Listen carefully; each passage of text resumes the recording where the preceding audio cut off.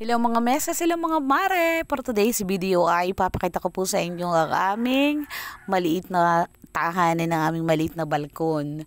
Ako po kaninang umaga, pagkahatid ko kay Agum sa kanyang trabaho, ay naisipan ko po na bumili ng paso na lagay ng halaman at ako nga po ay binigyan ko naman ng time ang aming mga halaman at hindi ko na naiintindi.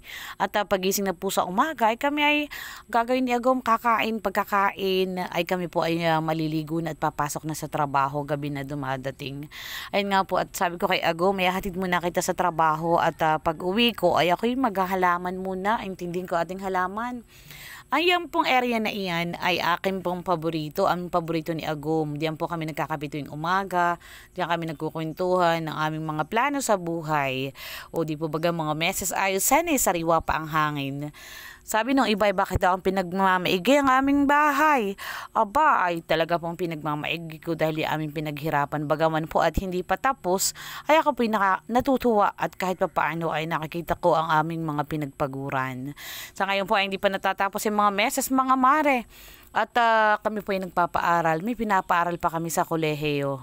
At saka meron pang high school. Kaya sabi nga po ay pasasaan baga at basta't may nasimulan, may tatapusin. O di po baga mga meses, mga mare, nakakatanggal ng stressan eh. Pag ang iyong bahay kahit maliit, kahit hindi pa tapos at kahit simple lamang, basta't maayos, malinis, ay